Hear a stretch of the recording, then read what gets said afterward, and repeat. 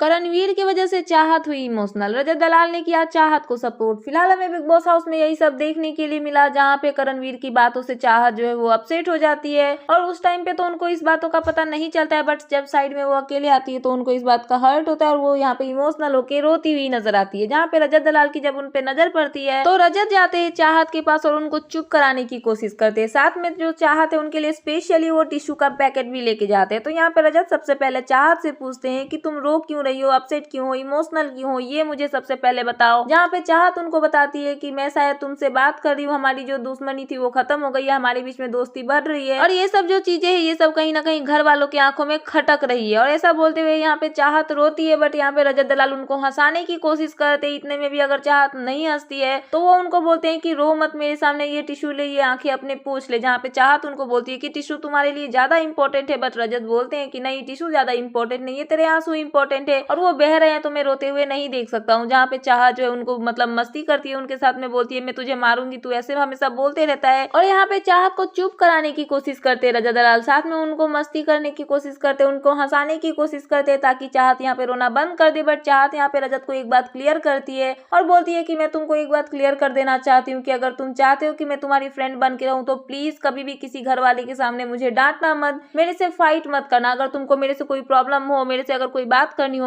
तो पर्सनली आके अकेले आके मेरे से क्लियर कर लेना। मेरे को डांटना हो या फिर झगड़ा करना हो तो अकेले में आके करना, घर वालों के सामने मत करना, क्योंकि अगर तुम घर वालों के सामने करोगे तो फिर वो हमारा मजाक बनाएंगे और मुझे टॉन्ट मारेंगे और ये चीज मुझे पसंद नहीं है। तो यहाँ पे कहीं ना कहीं रजत दलाल जो है चाहत की बातों में हामी भरते हुए नजर आते हैं और उनको प्रॉमिस करते हैं कि ठीक है, तुम जैसा बोलोगी मैं वैसा करूंगा और मैं कभी भी घर वालों के सामने तुमसे फाइट नहीं करूंगा। और ऐसा बोल के जब रजत दलाल प्रॉमिस करते हैं तो चाहत रोना बंद कर देती है और यहाँ पे वो चुप हो जाती है। तो कहीं ना कहीं इनके बीच में जो है एक नई बॉन्डिंग हमें देखने के लिए मिल रही है, जहाँ पे इन दोनों के बीच में हमेशा हमें लड़ाई मिलती थी देखने के लिए और कहीं ना कहीं इनके बीच में जो दोस्ती है वो स्ट्रांग होती हुई नजर आ रही है। फिलहाल देखना इंटरेस्टिंग होगा कि इनके बीच में जो ये दोस्ती गहरी होती जा रही है, क्या ये सच में गहरी होगी या फिर से इनकी दोस्ती टूट जाएगी। तो क्या है आपका इन सब पे कहना, प्लीज मुझे कमेंट सेक्शन में कमेंट करके बताना है। एंड ऐसे ही लेटेस्ट अपडेट पाने के लिए प्लीज मेरे चैनल को सब्सक्राइब करना एंड बेल आइकन प्रेस करना, ताकि मेरे आने वाले सारे वीडियोस के नोटिफिकेशंस आपके पास टाइम पे पहुंचते रहे। सो मिलते हैं नेक्स्ट वीडियो में। So thanks for watching and bye bye.